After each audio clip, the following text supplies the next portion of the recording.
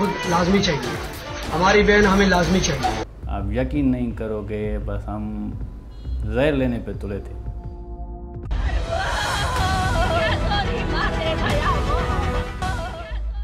अगर तुम हमारे साथ कोर्ट नहीं गई तो हम तुम्हारे भाई को 7 मंजिला बिल्डिंग से नीचे फेंक देंगे। आप सब आजाद हैं अपने मंदिरों में जाने के लिए और किसी भी और इबादतगाह में जाने के लिए। अस्सलाम वालेकुम दोस्तों, तो कैसा चल रहा है सब। ये अभी रिसेंट हमारे DGISPR का एक बयान आया था कि पाकिस्तान में कोई भी नो गो एरिया नहीं है। There is no go area in Pakistan. अब ये बात सुनने में बहुत अच्छी लगती है और अल्लाह से उम्मीद भी है कि इंशाअल्लाह इस मुल्क में ऐसा हो जाए। हाँ, तो इस बयान के बाद मुझे फोर्स कन्वर्जन का ख्याल आया जो कि हिंदुओं की हो रही है, और इस पे बात करने से पहले थोड़ा सा मुसलमानों की बात कर लूँ। इस मुल्क में मुसलमानों का रहना भी कोई आसान काम नहीं है। आपने किसी भी इंसान को मरवाना हो तो आप कोई भी रेंट का मुफ्ती लें और उससे एक वाजिबुल कत्ल का फतवा निकलवा लें उस शख्स के खिलाफ। और इस मुल्क में बेरोज़गारी इतनी है कि आपका कोई भी गाजी उठेगा उसे अगले दिन ही उसे मार देगा। तो अब आते हैं हिंदुओं की फोर्स कन्वर्जन पे।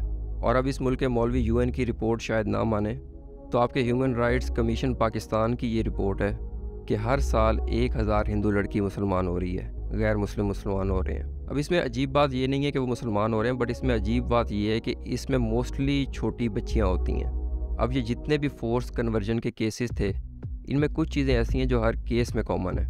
उसमें सबसे पहली बात तो ये है कि इन बच्चियों की उम्रें 13 से 20 साल के बीच में होती हैं। और इसमें मज़े की बात यह है कि इनके पास हिंदू मर्द मुसलमान होने की रेशो कुछ है ही नहीं, बहुत ही कम। और जो अगली चीज़ इनमें कॉमन है वो है कि इनका 2 दिन पहले अगवा होना है इन्होंने, और 2 दिन के बाद इनका एक वीडियो बयान आना है कि हमने इस्लाम कबूल कर लिया।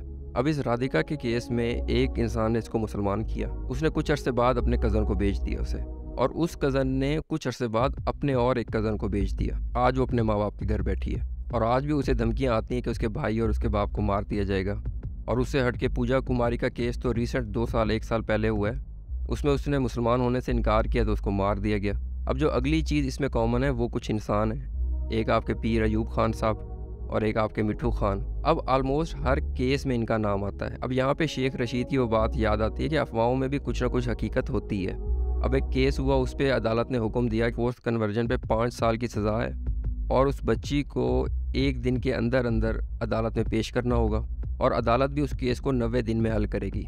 इसके बाद पीर अयूब खान का जो बयान आया था वो ये है, ये कानून गलत है।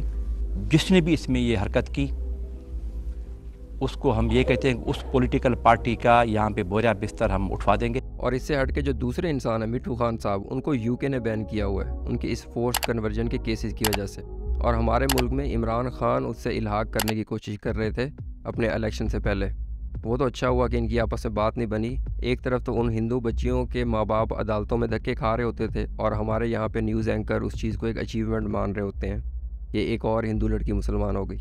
यार, अगर कोई अपनी मर्ज़ी से मुसलमान होना चाहता है तो उसमें कोई हर्ज नहीं है, अच्छी बात है। एटलीस्ट जो मुसलमान करने के पीछे ये हराम खोरियाँ चल रही हैं, एटलीस्ट वो तो बंद हों। और इससे अगली चीज़ जो इसमें कॉमन है वो उनकी गुर्बत है।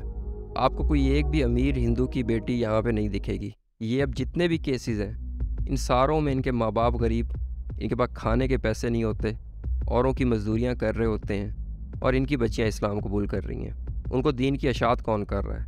और इस एज में हमारे मुसलमान बच्चे बिस्तर पे पेशाब कर रहे होते हैं, और ऐसा इंसान जिस पे वाजिबुल कत्ल के फतवे चल रहे हों, और ये गरीब हिंदू की बेटियां।